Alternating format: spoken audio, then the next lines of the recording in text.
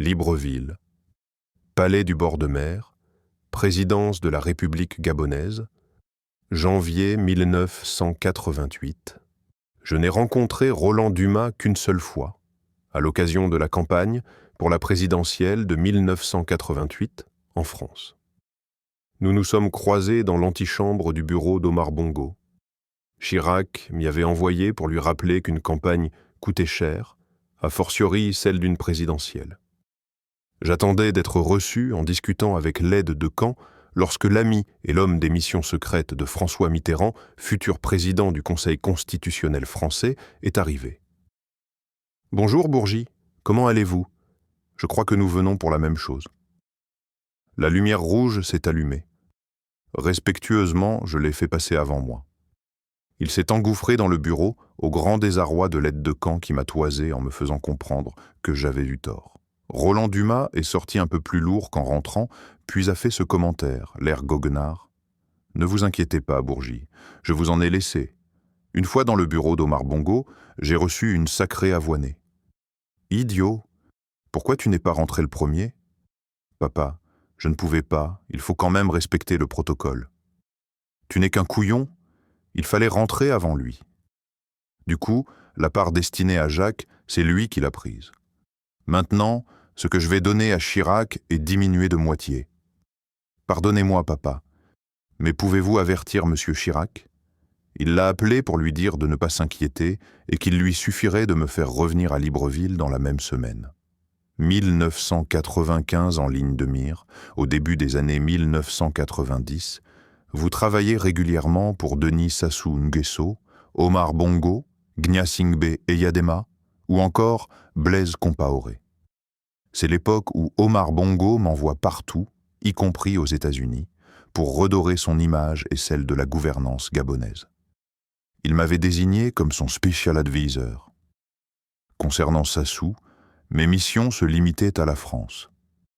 Je nouais des contacts pour différentes hautes personnalités, à l'instar de Jean-Dominique Okemba. J'allais également très souvent chez Blaise Compaoré, qui avait toutes les difficultés du monde à asseoir sa légitimité après l'assassinat de Thomas Sankara en 1987 et en raison de sa compromission avec le Libérien Charles Taylor, dont il soutenait la rébellion de 1989 à 1997 avant d'être accusé de trafic juteux, une fois Taylor à la tête du pays, de 1997 à 2003. Président de nouveau sollicité à l'approche de la présidentielle de 1995. Affirmatif. Comme pour chaque élection, ça repartait de plus belle. De qui s'agissait-il pour ce scrutin ? L'essentiel des contributions est venu d'Omar Bongo, de Denis Sassou Nguesso, de Blaise Compaoré et de Mobutu Sese Seko. Pour quel montant ? Je n'ai pas la clé de répartition exacte suivant les chefs d'État, mais je peux affirmer que l'ensemble des contributions ont atteint au minimum 10 millions de dollars. Des montants considérables donc. À telle enseigne qu'un jour, alors que je me trouvais dans ces appartements du palais du bord de mer, Omar Bongo m'a interrogé. « Fiston, qu'est-ce qu'ils peuvent bien faire de tout cet argent que je leur donne ?» Papa, posez la question au principal intéressé. Moi, je ne sais pas.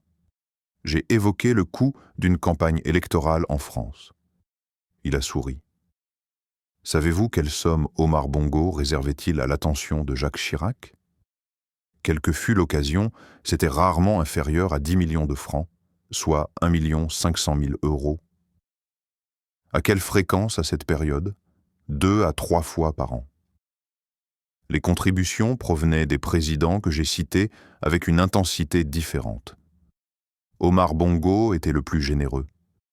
D'ailleurs, lorsque le rythme s'accélérait à l'approche d'un scrutin, ses présidents s'en étonnaient en toujours. Vous restez cependant l'organisateur de ces transferts. Ça a toujours été moi. J'étais, à Paris, le point d'ancrage de Bongo, de Sassou, de Mobutu ou encore de Compaoré pour les fonds remis à l'Élysée, souvent en marge de visites officielles. Pour la présidentielle de 1995, les dons de ces présidents n'ont pas été en deçà de 5 millions de francs. Le président Mobutu m'a remis 10 millions de francs que j'ai remis à mon tour.